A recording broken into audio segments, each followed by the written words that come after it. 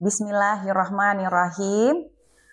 Dari Bagan Siapi-Api ke tanah pesisir, angin menghembus membawa harapan. Emak Rohil menyapa kembali hadir, menyapa masyarakat penuh kehangatan. Assalamualaikum warahmatullahi wabarakatuh. Waalaikumsalam warahmatullahi wabarakatuh. Salam sehat dan salam sejahtera untuk kita semua. Apa kabar emak-emak Rohil hebat pada hari ini? Semoga hari ini emak-emak pada sehat, baik, dan tetap semangat menjalani perannya ya sebagai perempuan, sebagai ibu, ataupun sebagai penggerak keluarga. Hai emak-emak Rohil, tahukah Anda perubahan besar terkadang sering dimulai dari obrolan kecil dari rumah ataupun dari ibu-ibu.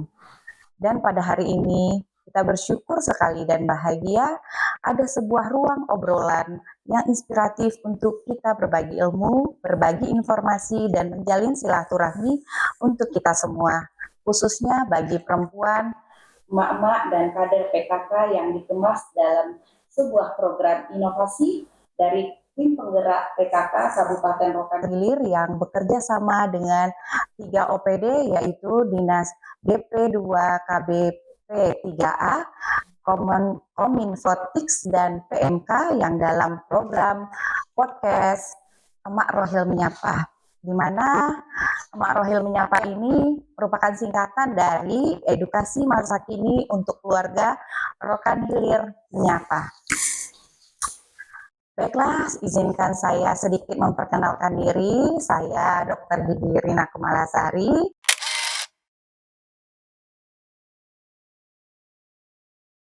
Saya salah satu anggota Koja 4 tim penggerak PKK Kabupaten Rokan Hilir.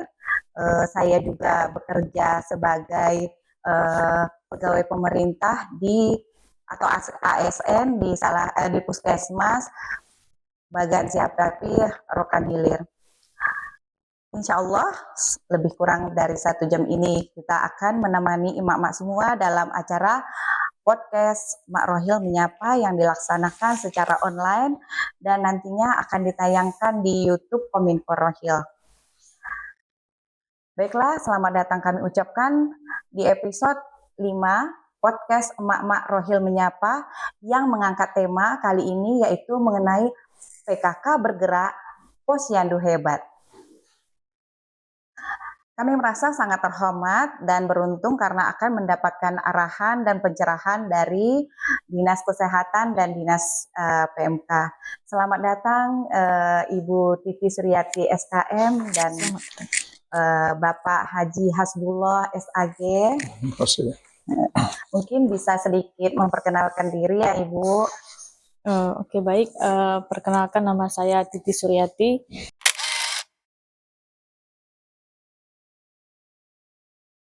Saya bertugas di Dinas Kesehatan Kabupaten Rokan Hilir saat ini sebagai Ketua Tim Kerja Promosi Kesehatan dan Pemberdayaan Masyarakat. Dari PMK Pak, silahkan. Terima kasih Bu Rina. Izinkan saya memperkenalkan diri.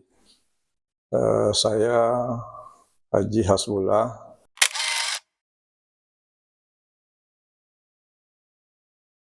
Sebagai Kepala Bidang Pemerintahan Kepenghuluan di Dinas Pemberdayaan Masyarakat Kepenghuluan Kabupaten Rokan Hilir untuk saat ini. Selamat datang ya untuk Bapak Ibu dari Dinas Kesehatan dan Dinas PMK Kabupaten Rokan Hilir ya. Mungkin melalui podcast ini kami berharap nantinya dapat menghadirkan informasi yang inspiratif, edukatif, dan membumi yang tidak hanya didengar tetapi juga bisa kita terapkan dalam kehidupan sehari-hari. Jadi tetap bersama kami di podcast Emak Rohil Menyapa. Baiklah, mungkin langsung saja kita lanjutkan dengan sesi tanya jawab kita ya Pak. Mungkin kali ini kita mulai dari Dinas PMK dulu kepada Bapak Hasbullah ya. Kalau boleh kami tahu Pak ya, kira-kira apa saja ya peran dari Dinas PMK dalam pengembangan posyandu di desa atau kelurahan di Kabupaten Rokan Hilir kita ini? Baik, terima kasih Bu Rina. Mungkin saya menyapa dulu emak-emaknya dengan sebaik pantun. Kira-kira manis sungguh si air kelapa, Cakep. pohonnya tinggi, berbuah lebat. Podcast hari ini Emak Rohil menyapa, temanya Posyandu bergerak, PKK hebat. Ya, sekali. Baik, tadi telah disampaikan kepada kami bahwa kami dari PMK ini bagian daripada kegiatan Posyandu yang berada di Kepenghuluan. Memang benar bahwa Posyandu itu merupakan bagian dari lembaga kemasyarakatan desa. Dan ini diatur di dalam Permendagri nomor 18 tahun 2018 bahwa lembaga kemasyarakatan desa itu yang berada di Kepenghuluan itu antara lain Posyandu, PKK, Karang Taruna, dan sebagainya. Kemudian Posyandu itu merupakan ujung tombak untuk pemberdayaan masyarakat, walaupun terkhusus di bidang kesehatan. Tapi karena memang ada kaitannya dengan pemberdayaan masyarakat, maka ada peran daripada Dinas PMK di sini. Pertama, perannya itu untuk pembinaan kelembagaan. Pembinaan kelembagaan itu bahwa PMK itu sebagai inisiator untuk membentuk organisasi atau membentuk Posyandu itu untuk mengaktifkan, untuk memberdayakan, dan untuk membina Posyandu itu sendiri, karena memang mereka berada di bawah Kepenghuluan. Kemudian perannya juga memberikan peningkatan kapasitas kepada kader Posyandu itu. Mungkin akan ada kegiatan-kegiatan pelatihan terhadap pada kader Posyandu. Ya, mungkin bagaimana mereka bekerja, mengisi KMS, menimbang. Yang ditimbang ini kan orang hidup, Bu, ya. Iya. Nggak bisa menimbang beras. Kemudian bagaimana mendeteksi stunting, kemudian ada kegiatan PMT, dan lain sebagainya. Kemudian PMK juga berperan persoalan anggaran. Mungkin ini yang terpenting, ya. Karena memang Banyak ditanyakan, Pak. iya, karena anggaran itu memang berada di bawah PMK, tapi anggaran itu berasal dari dana desa yang disalurkan langsung ke Kepenghuluan. Dari dana desa tersebutlah diambil beberapa persentasenya untuk menggerakkan kegiatan kesehatan atau Posyandu di Kepenghuluan masing-masing. Kemudian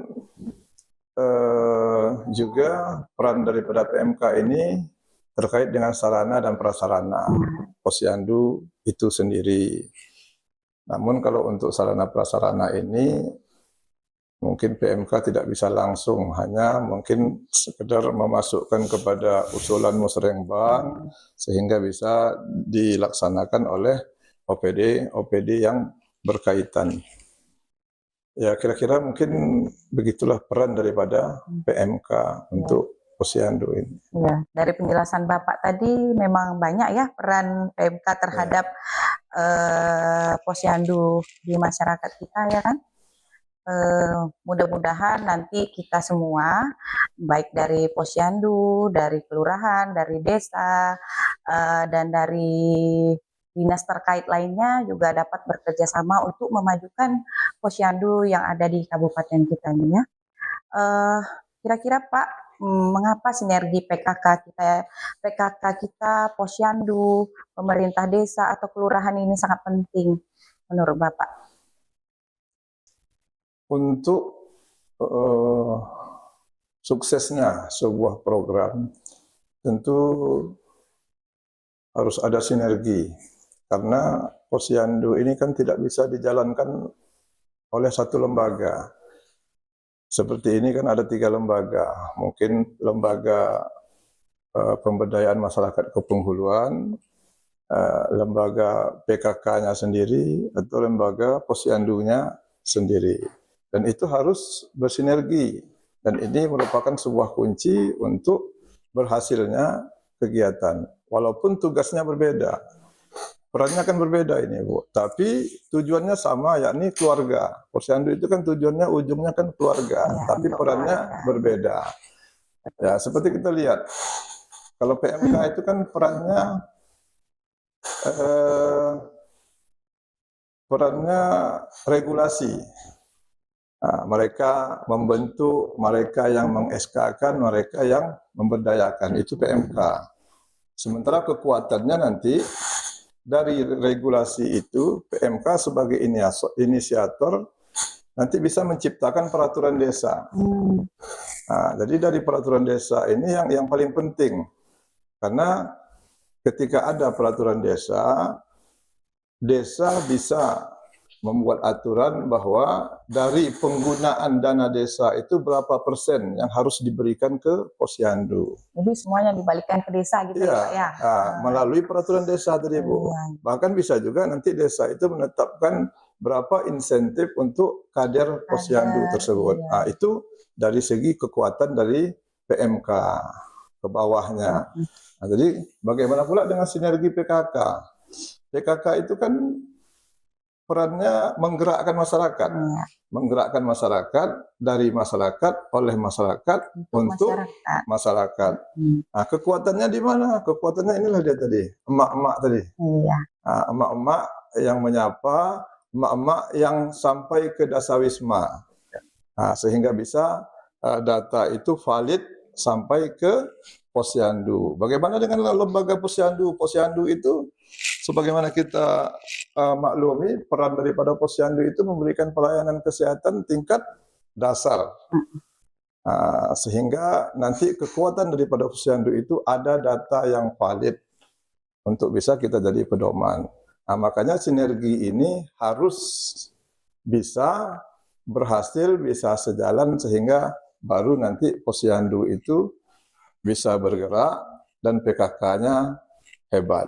Nah, jadi kalau kita lihat nanti, kalau nanti ada dampak sinergi ini berhasil, ya yang jelas programnya nanti akan tepat sasaran. Nah, karena posyandu kan nanti punya data by name, by address, kemudian PKK juga punya kader dasawismanya, kemudian nanti pemerintahan kepenghuluan ada program PMT-nya. Jadi dengan satu kegiatan saja mungkin pemberian makanan tambahan program kepenghuluan yang ada di desa itu diberikan kepada orang yang benar karena ada data by name by address tadi. Nah, itu contoh bahwa kalau kita sinergi bahwa program itu akan berhasil. Jadi kesimpulannya kita tetap bersinergi bersama lah Pak ya. Wajib harus. Jadi dan lagian untuk kita dari PKK kita wajib juga nih untuk sosialisasi ya Pak ya, supaya nantinya posyandu ini bisa lebih kita tingkatkan lagi, terutama di kabupaten kita barangkali ya. Jadi tidak ada nanti lempar-lempar bola Bu. Iya. Ketika nanti misalnya ada kita menemukan semisalnya gizi buruk, misalnya posyandu menemukan gizi buruk, itu nanti bisa selesai oleh sinergi kita. Gizi buruk itu ditemukan oleh posyandu. PKK memberikan edukasi kepada keluarga mereka bahwa pentingnya meningkatkan gizi, dan gizi itu bukan harus dari hal-hal yang mahal, hal-hal yang mewah. Dan keberadaan PMK nanti melihat lingkungannya, bagaimana sanitasinya, bagaimana rumahnya, apakah perlu dilaksanakan bedah rumah, sehingga nanti yang temuan itu menjadi terselesaikan, tidak perlu dilempar kemana-mana. Nah, inilah pentingnya sinergi dari 3 lembaga yang sekarang ini. Betul Jadi sekali, Pak. kalau misalnya bisa diibaratkan satu batang tubuh lah. Kalau PMK itu sepertinya otak dan dompetnya, Bu. Iya. Karena Bapaknya otaknya lah ya. regulasinya, dompetnya yang punya duit kan di kepenghuluan itu. Ibaratnya bapak kayak menafkahi gitu lah ya. Jadi PKK itu bagaikan tangan, sebagaikan tangan dan suaranya. Karena emak itu kan tangannya kan yang bergerak, tangannya, suaranya lagi kan. Nah, kemudian posyandu itu mata dan telinganya. Nah, inilah sinergi yang harus dijalankan dari 3 lembaga ini. Dari emak-emak mengadu ke Posyandu ya enggak? Sebenarnya nggak emak-emak aja Pak, di semua kalangan umur kalau bisa ya kan, ada anak-anak, Ya remaja betul. atau apa, kita bisa sih mengadukan atau permasalahan apa yang ada di kampung kita atau di desa kita mungkin barangkali ya, jadi mungkin bisa ditampung di sana, nanti kita cari solusinya bersama-sama, naikkan ke atas, misal ke Ibu ketua tim penggerak PKK-nya atau bagian kelurahannya barangkali ya, tapi tetap kembali lagi sinergi kita bersama ya Pak ya, mulai dari Posyandu, dari lembaga kemasyarakatan lainnya ya, PMK, Dinas Kesehatan, ataupun dinas-dinas lainnya. Ini kan sekarang banyak ya Pak, tidak hanya Dinas PMK dan Kesehatan saja sih sebenarnya, cuman ya karena mungkin waktu kita terbatas hari ini, jadi kita mungkin hari ini cuma bisa mengundang 2 narasumber saja yang berasal dari PMK dan Dinas Kesehatan. Oke Pak, kira-kira bagaimana pemerintah desa atau kelurahan kita dapat mendukung Posyandu kita ini agar bisa nantinya dapat menjadi aktif semua Posyandu kita di Kabupaten Rokan Hilir kita ini Pak? Terkait juga dengan itu, ya tidak lepas dari apa yang saya sampaikan tadi. Pertama, dukungan itu dukungan kelembagaan. Kita senantiasa tetap melaksanakan pengawasan apakah Posyandu itu sudah ada SK-nya, jadi ada regulasinya. Ada nggak SK Pokjanya? Kita tetap SK kadernya, sehingga mereka lebih leluasa untuk bergerak. Ini bagian daripada dukungan PMK ke Posyandu. Kemudian terkait juga dengan dukungan anggaran tadi, Bu. Anggaran tadi kan kita perlu memberikan inisiasi kepada kepenghuluan, karena dana desa itu kan milik kepenghuluan. Mereka melaksanakan musyawarah bersama untuk menetapkan berapa persentase untuk Posyandu itu sendiri atau untuk kesehatan itu sendiri. Jadi desa yang menetapkan ini Pak ya? Desa yang menetapkan melalui musyawarah. Bukan memang dari PMK-nya sekian segitu, sekian persen dari ADD itu, bukan gitu ya? Dana desa itu digelontorkan ke penghuluan. Untuk sekarang ini tidak ada persentase khusus dari dana desa itu untuk kegiatan kesehatan. Kalau sekarang ini kira-kira Pak dari desa ini ada nggak yang tidak menganggarkan sama sekali tentang Posyandunya? Tetap ada. Tetap ada ya. Hanya jumlahnya yang kurang. Kadang maklum ya, kadang penghulu itu kan lebih mudah dan lebih mau dia hal-hal yang bersifat fisik. Oh iya. Kalau yang Posyandu ini kan tidak fisik, Bu. Jadi kan kalau fisik itu nampak. Sehingga kadang-kadang kalau memang tidak kuat-kuat kita untuk aturan anggaran kesehatan ini, itu nanti bisa-bisa saja mereka melarikan ke fisik, sehingga berkurang untuk kegiatan di Posyandu ini. Makanya saya sampaikan tadi, ya kami dari PMK itu selalu memberikan inisiasi kepada kepenghuluan, bagaimana kepenghuluan itu ada peraturan desanya. Nah, kalau udah ada peraturan desanya, itu kan nanti sudah terikat, Bu. Mungkin untuk anggaran desa diambil 10% dari yang didapat untuk kesehatan. Artinya tetap 10%, tidak ada kemana-mana. Nah, ini yang perlu sekarang untuk kita ke kepenghuluan itu, sehingga ada kegiatan yang jelas nanti di Posyandu itu.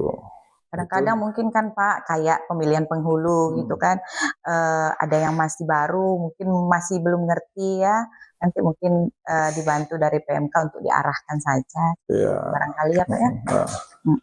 Mungkin dukungan lain mungkin ya kita minta kepada kepenghuluan untuk senantiasa bisa memobilisasi masyarakat untuk kegiatan Posyandu ini. Jadi kira-kira apa saja tuh harapan dari Dinas PMK untuk Posyandu ini ke depannya Pak? Pertama, harapan kami dari pemerintah selama ikut memberikan support yang besar terkait dengan anggaran, sehingga PMK yang sebagai yang merupakan bagian daripada tupoksi untuk mensukseskan kegiatan Posyandu ini bisa bergerak. Karena Tanpa dana kan kita nggak bisa juga Ya, untuk bergerak, Bapak Ibu. Kemudian kita berharap juga kepada pemerintahan kepenghuluan, kepala desanya, Pak Penghulu, kemudian perangkat desanya ikut bekerja sama lah membantu kegiatan Posyandu di kepenghuluannya, karena memang kita merasakan pentingnya Posyandu ini karena memang inilah pelayanan kesehatan tingkat dasar yang mudah ditemui oleh masyarakat kita di kepenghuluan tersebut. Senantiasa perangkat desa itu mau ikut serta memobilisasi masyarakat dalam hal kegiatan pemeriksaan kesehatan di Posyandu ini. Karena pencegahan itu kan lebih baik daripada kita mengobati. betul sekali, Dan Pak. pencegahan ini kan tetap berasal dari Posyandu, ketemunya duluan. Jadi harapan kita ada keaktifan daripada perangkat-perangkat desa untuk memobilisasi masyarakatnya dalam hal kegiatan Posyandu ini. Dan desa juga lebih memperhatikan barangkali ya, Iya. lebih memperhatikan posyandunya di daerah masing-masing ya. Ya, Bagus posyandunya, insya Allah bagus juga lah desa itu. iya. Ya, Oke, terima kasih Pak Hasbulo atas penjelasannya yang terkait posyandu dan Dinas PMK. Baiklah, mungkin sekarang kita bertanya kepada Ibu Titi ya, Ibu Titi Suryati dari Dinas Kesehatan. Kalau menurut Ibu nih, kalau dari Dinas Kesehatan bagaimana pula nih Dinas Kesehatan dalam mendukung posyandu yang ada di Kabupaten Rokan Hilir kita ini? Ya baik, jadi Dinas Kesehatan itu kan sebagai pembina teknis di lapangan ya. Ketahui Dinas Kesehatan juga dibantu oleh 21 puskesmas yang tersebar di Kabupaten Rokan Hilir. Untuk Dinas Kesehatan sendiri melalui dana APBN Dakmenpis itu pertama di tahun 2023 kita sudah melakukan workshop pelatihan kader 25 kompetensi dasar. Sebanyak pesertanya adalah 184 orang kader, terdiri dari 2 angkatan kemarin 2023. Kemudian di 2024 Pak, kita sudah melakukan demo penggunaan alat antropometrik itu yang bersumber dari APBD. Kemudian antropometrik itu alat yang dibantu oleh Kemenkes langsung.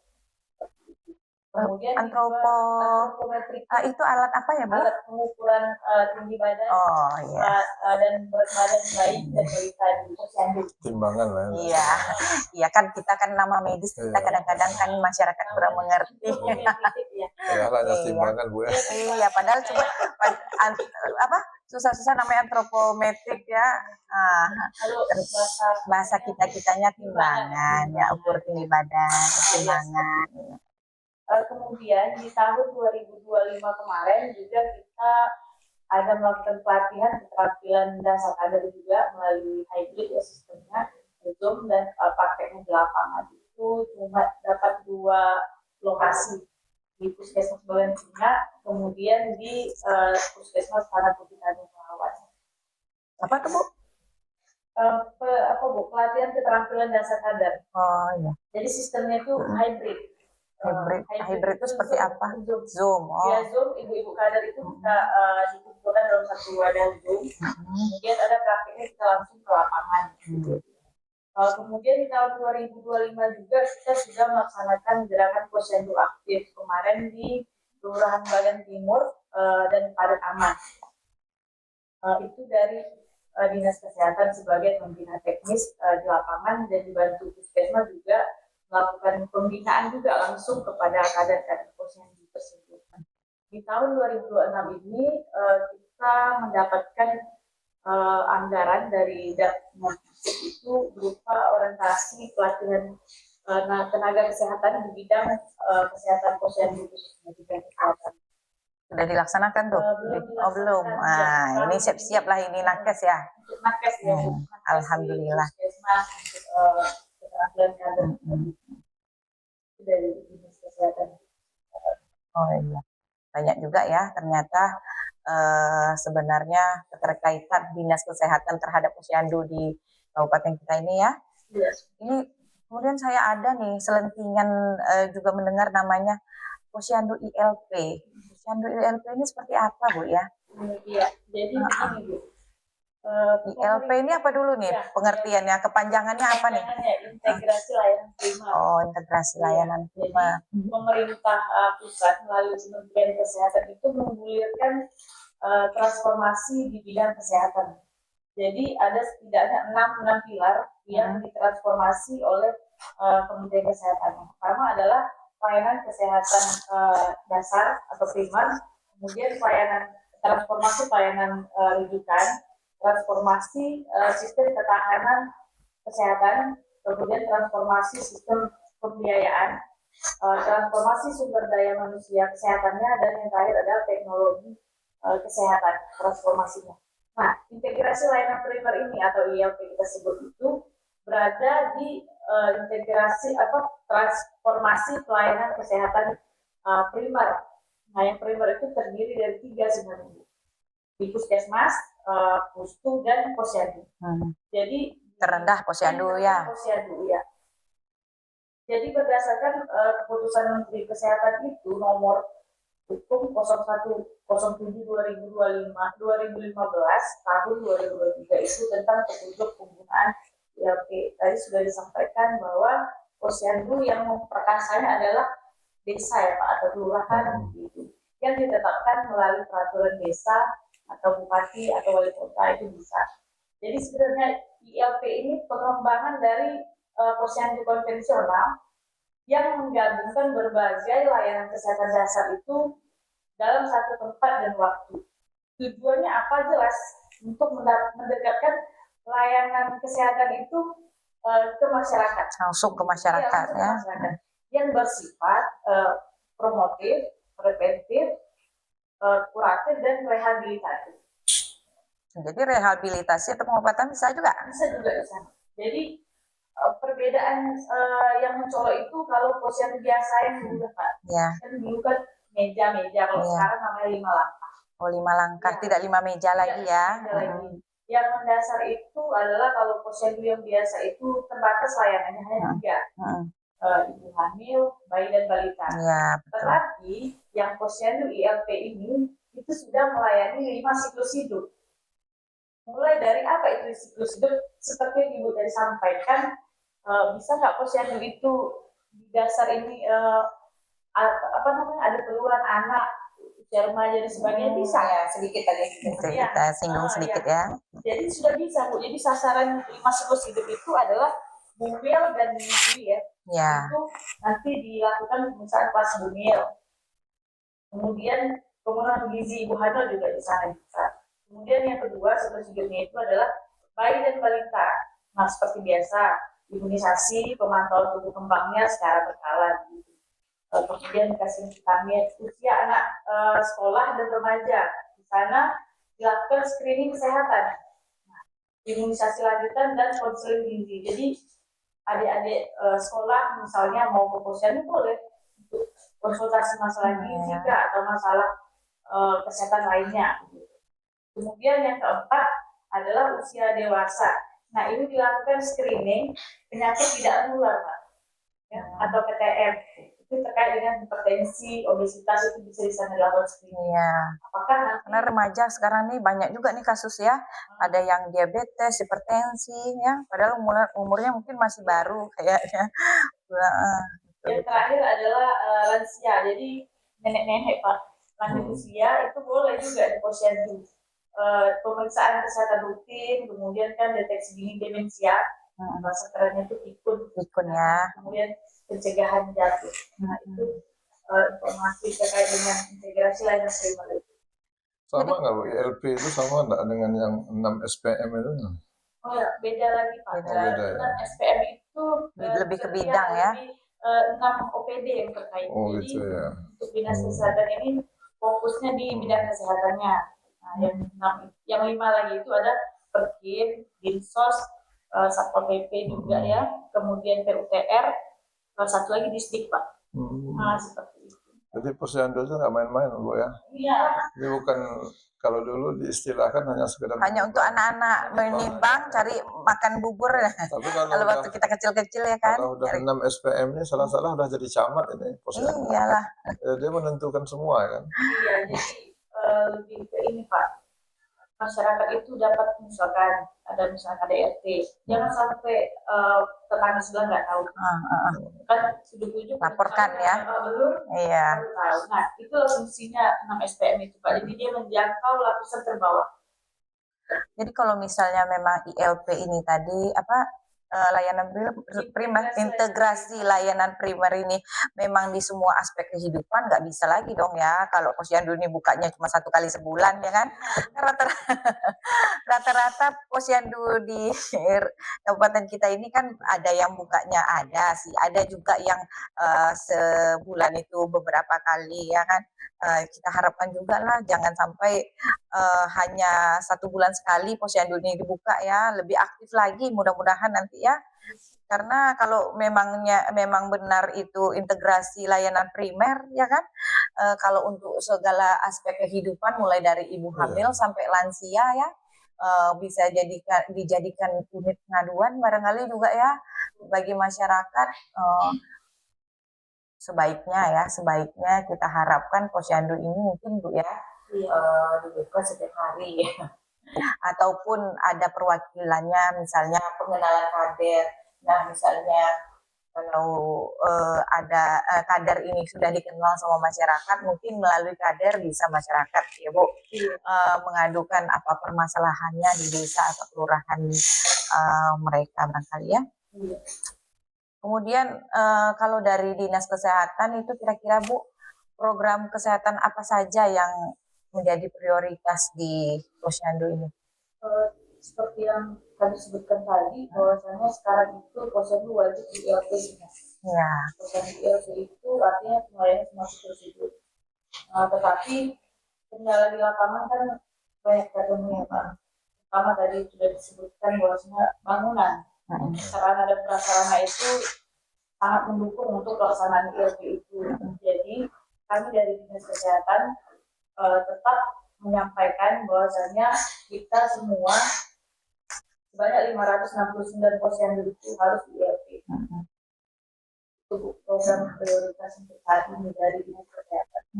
Kalau misalnya ini posyandunya udah terbangun tidak sesuai dengan apa, bisa nantinya ada rehab bangunan gitu bisa Pak? Bisa. Kalau dari itu bisa ya. Terus stunting, nah ini stunting penting nih ya. Kalau dari Dinas Kesehatan apa saja kiat-kiat untuk stunting? Kalau untuk stunting ini masih banyak nggak di kabupaten kita ini kira-kira Bu? Terakhir kasusnya kasus naik ya? Iya. Saya kurang tahu ya berapa persennya, cuma kalau dikaitkan dengan posyandu. Jadi untuk penanganan stunting itu kan sebenarnya ada 2, intervensi spesifik dan sensitif. Jadi bidang kesehatan itu di intervensi spesifiknya. Intervensi spesifik ini fokus di 1000 hari pertama kehidupan, mulai dari kehamilan sampai usia 2 tahun. Ya. Itu diberikan kepada ibu hamil dan bayi yang penyebab langsung stunting itu. Yang pertama adalah ibu hamil, itu kan pemeriksaan rutin, pemberian tablet tambah darah, kemudian pemberian makanan tambahan bagi ibu yang kurang energi kronik ya atau kemudian perawatan pasca persalinan itu didapatkan di mana? Di posyandu lagi. Kemudian yang kedua, bayi dan balita. Bayi dan balita ini kalau posyandu kan dia ada penimbangan ukuran seperti itu. Kemudian imunisasi juga ada di sana. Imunisasi menyusui dini. Nah, ASI eksklusif juga di posyandu itu bisa didapatkan konselingnya dari kadernya. Kemudian cara pemberian MPASI yang baik dan benar itu seperti apa? Kemudian pemantauan tumbuh kembang di posyandu tentunya. Itu korelasi antara kenapa posyandu itu bisa menurunkan angka stunting. Berarti masih ada juga ya kasus stunting, mudah-mudahan nanti dengan bagusnya posyandu kita ya naik kelas jadi ILP ya. Mudah-mudahan nantinya angka stunting di kabupaten kita dapat menurun. Kemudian apa saja nih harapan dari Dinas Kesehatan terhadap posyandu dan kadernya? Iya, baik. Kalau harapan Dinas Kesehatan Pak, seperti yang sudah disebutkan tadi, optimalisasi posyandu. Bersama ya, sampai kata dari sarana maupun prasarana. Kemudian ini kan tadi sudah disebutkan, saya nggak berani sebut gaji kadernya Pak ya, insentif ya lebih tepatnya. Di bawah naungan Dinas PMK, bahwa memang di lapangan seperti itu Pak. Kami juga nyebut insentif, Bu, nggak gaji. Ya, apa ya? Jadi harapan kami, harapan ibu kader kalau bisa disupport lagi lah ya. Lebih lagi. Kalau tidak gaji kan, kalau gaji kan kita harus bicara UMR, setidaknya insentifnya lebih lah. Kalau bisa disamaratakan, nah di semua posyandu Pak, tidak dibeda-bedakan, misalnya posyandu A 50, posyandu B 200. Karena memang tugas kader itu berat. Iya. Kader wajib menguasai 25 kompetensi dasar Pak posyandu ILP tersebut. Ya. Sementara kader ini kadang-kadang dari kalangan ibu biasa ya. Nah, tapi kadang-kadang ibu-ibu yang seperti inilah yang hebat ya. Yang mau turun menjadi kader itu udah suatu amal soleh sekali itu. Jadi ada kemarin itu ibu-ibu kader itu udah menghabis sekitar 30 tahun. Masih tetap aktif Pak. Dia tetap semangat gitu. Sebenarnya fakta di lapangan itu kader itu semangat sih untuk melaksanakan kegiatan-kegiatan posyandu ini. Tapi kadang-kadang tidak disupport gitu. Tapi gimana pun mereka tetap melaksanakan itu. Ada juga ketika pergantian, kadernya diganti. Akhirnya kan kadernya ulang lagi tuh. Kader yang sudah kita latih tidak diingin. Kadang yang udah dilatih tiba-tiba nggak jadi kader lagi. Iya, itu tepat seperti itu.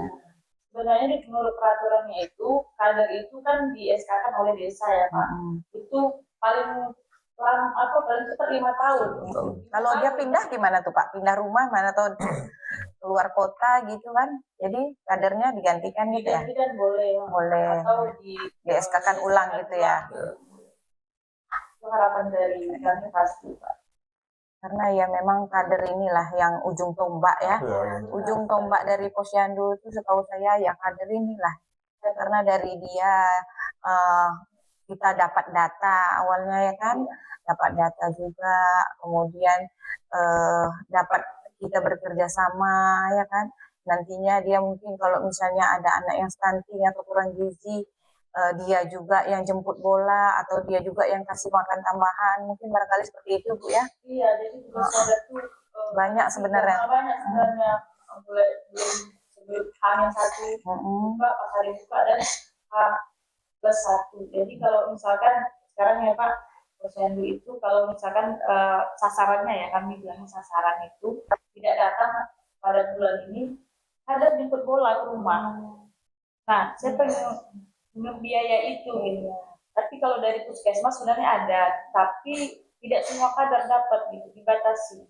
Kadang angka kunjungannya juga ya itu. Angka kunjungan posyandu ini kadang-kadang bulan ini rendah ya, bulan depannya bisa tinggi meningkat ya kan. Jadi kayaknya tergantung sosialisasi lagi. Sosialisasi juga kemudian dari ibu kadernya juga kemarin kan kita udah turun ke lapangan, boleh ya bagian sini ya butuh support itu Pak. Kemudian kan di posyandu ini kan yang terbarunya ada namanya kartu bantu.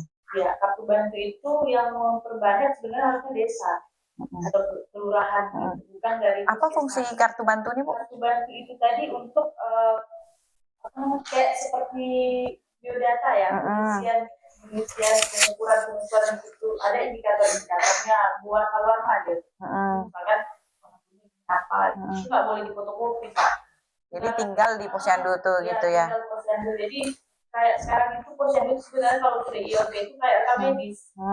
Jadi bapak datang bulan besok, data bapak ada tuh satu Berarti- kakak itu ada di sini. Berarti kesimpulannya data masyarakat desa atau kelurahan setempat sudah ada sebaiknya di posyandu gitu Bu ya? Ada pusat semua, dan itu memerlukan itu tadi sarana dan prasarananya. Jadi harapan kami tadi sekali lagi menyampaikan optimalisasi posyandu dari segi sarana prasarana dan sumber daya manusianya yang dalam hal ini adalah kader, masuk sumber biayanya. Memang kader nih ujung tombak, tugasnya berat lagi ya. Untuk ibu-ibu kader nih ya, semangat semangat bekerja lillahi ta'ala. Mudah-mudahan nanti nggak dibalas di dunia, di akhirat nanti dapat balasan yang setimpal ya Bu ya dengan kerjanya sebagai kader. Untuk pesan nih, pesan dari Dinas Kesehatan kepada masyarakat, kira-kira apa yang mau disampaikan dari Dinas Kesehatan kepada masyarakat kita di Kabupaten Rokan Hilir ini? Jadi ini terkait dengan posyandu IOP tadi. Kenapa kita harus berpartisipasi aktif ke posyandu IOP? Yang pertama, meningkatkan derajat kesehatan masyarakat. Dengan rutin kita memeriksakan diri, kita kan jadi tahu kesehatan kita. Dengan kita tahu, tentu penyakit yang terdeteksi itu bisa cepat ditangani dan tidak menjadi hal yang serius. Kemudian anak-anak juga tumbuh kembangnya baik dan tidak stunting gitu, dan lebih siap menghadapi persaingan global. Yang kedua, meningkatkan produktivitas. Nah, ketika produktivitas kita meningkat ya, meningkat, pendapatan keluarga pun ikut meningkat. Jadi biaya yang dikeluarkan untuk kesehatan itu bisa ditekan. Nah, seperti itu. Kemudian yang ketiga, itu bisa menurunkan angka kemiskinan. Sebenarnya kalau kita rajin ke posyandu, dalam arti seperti ini, kesehatan yang baik itu adalah pintu untuk keluar dari lingkaran kemiskinan. Jadi kalau tubuh kita sehat, kan kita lebih mudah untuk bekerja ya, berproduktivitas kita lebih maksimal lah ya. Dengan ikut posyandu ILP itu kita berperan menurunkan angka kemiskinan. Iya betul juga. Jadi kalau udah melakukan evaluasi nih ya dari Dinas Kesehatan, kira-kira berapa persen nih capaian posyandu terhadap siklus hidup yang aktif saat ini di Kabupaten Rokan Hilir? Ya, kita punya posyandu sebanyak 569 posyandu. 569 ya? Ya, 569 posyandu. Yang siklus hidup itu baru 25%. 25%. Artinya baru 146. Tapi setidaknya sudah mulai ada ya. Mulai ada dengan dengan fasilitas seadanya di desa itu tetap melaksanakan itu. Kadang-kala mindset orang ya Pak ya, bahwasanya posyandu itu masih punya kesehatan. Iya. Kurang apanya di sana. Sebenarnya posyandu itu milik siapa Bu? Milik desa. Milik desa ya. Catat ini Bu, Bapak Penghulu, Bapak Lurah ya. Kalau posyandu itu adalah milik desa. Nah, untuk Bapak Camatnya atau Ketua Tim Penggerak PKK Kecamatannya, tolong dipantau lagi desa dan kelurahannya masing-masing ya. Mudah-mudahan nanti seluruh posyandu yang ada di Kabupaten Rokan Hilir kita ini dapat menjadi posyandu ILP Bu ya, harapannya ya. Semuanya jadi siklus hidup ya. Jadi semuanya mencakup siklus hidup masyarakat Rokan Hilir tentunya ya. Kita punya jumlah kader itu sebanyak 2.817 Pak, yang sudah dilakukan dengan kesehatan bisa sebutkan tadi itu baru sedikit yang sudah mendapatkan pelatihan secara langsung ya. Walaupun puskesmas juga sebenarnya sudah melakukan pembinaan. Iya. Tapi kan harapannya dari pemerintah Kabupaten Rokan Hilir Pak, ataupun dari Dinas PMK ini bisa menganggarkan untuk pelatihan-pelatihan kader. Karena mereka harus menguasai 25 kompetensi dasar, minimal 5 kompetensi dasar yang wajib dikuasai memang kader ini ya karena sering berinteraksi dengan tim medis atau nakes dari puskesmas, jadi terlihatlah posyandu ini miliknya puskesmas atau miliknya dinas kesehatan. Padahal sebenarnya ya posyandu itu milik desa, ya. Jadi sebenarnya kita Jangan salah lagi kita di sini. dinas kesehatan ini melalui puskesmas juga membantu desa sebenarnya Iya. untuk supaya masyarakat itu berkemandirian, masyarakat tidak sakit gitu ya. Jadi kan kalau kita tidak sakit kan angka dana-dana itu kan bergulir tidak hanya mulu kesehatan gitu, bisa Iya. kebutuhan lainnya. Ya diharapkan nanti hanya preventif aja lah kita di posyandu ini ya, jangan Promotif dan preventifnya Iya. yang digalakkan. promotifnya juga, preventifnya. Jadi sebaiknya ya itulah penyakit ini baiknya harus dicegah dulu ya daripada diobati ya Pak. Jadi kira-kira nih Pak dari Dinas PMK ada pesan yang mau disampaikan ke masyarakat rekan hilir kita ini? Kalau harapannya singkat saja Bu. Harapan terbesar kami posyandu itu tidak lagi dianggap sebagai kegiatan ibu-ibu, Iya, tapi jadi posko pembangunan kepenghuluan. Tempat warga sehat, warga pintar, dan sejahtera dimulai. Itulah iya. menjadi harapan kita. Mungkin di daerah banyak juga yang berintelektual, tapi mungkin ini ya bisa diberdayakan barangkali ya kan, diajak kerjasama posyandu, Karang Taruna barangkali atau lembaga kemasyarakatan lainnya ya kan bisa bersinergi, bergerak bersama di kelurahan ataupun di desa masing-masing di Kabupaten Rokan Hilir kita ini ya Bu. Kalau dari Dinas Kesehatan kira-kira Bu ada pesannya yang mau disampaikan kepada masyarakat kita? Ayo kita ke posyandu DLP dengan keposyandu DLP kita bisa sehat bersama. Jangan ragu untuk hadir ya, ajak keluarga, tetangga dan kerabat untuk ke posyandu. Karena dengan posyandu kita mengetahui deteksi dini tentang tubuh kita sendiri. Baiklah, ya dari posyandu ini adalah milik kita bersama ya Pak ya. Dengan sinergi PKK, Dinas Kesehatan, Dinas PMK, ataupun dinas lainnya yang terkait, pemerintah desa, kader, masyarakat, kita wujudkan posyandu yang aktif, inovatif, berkualitas untuk mencapai keluarga sehat, sejahtera, dan mudah-mudahan nantinya kabupaten kita bebas stunting ya.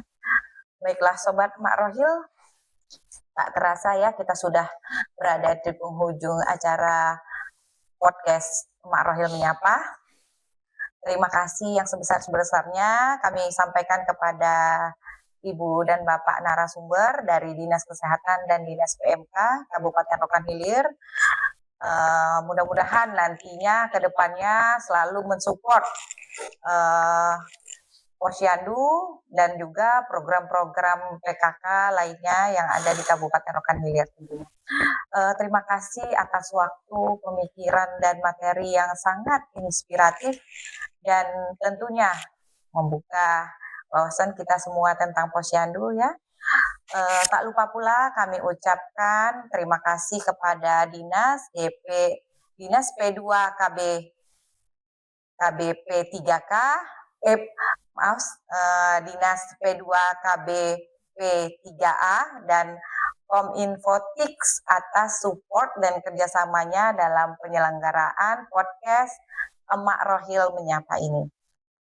Semoga diskusi kita hari ini dapat membawa berkah, manfaat, serta menjadi pengingat untuk kita semua, di mana peran PKK ini sangat membantu dalam memberdayakan keluarga dan masyarakat dalam memanfaatkan posyandu.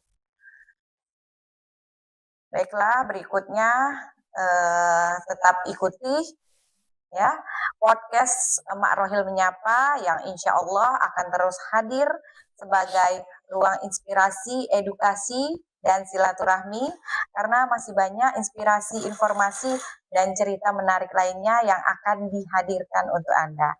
Pastikan membagikan semua infonya kepada sesama kader PKK, terapkan ilmunya di keluarga dan lingkungan sekitar karena PKK kuat dimulai dari emak-emak yang mau belajar dan berbagi.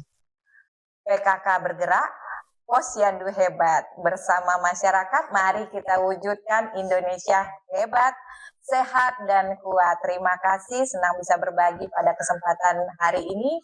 Assalamualaikum warahmatullahi wabarakatuh. Waalaikumsalam warahmatullahi wabarakatuh.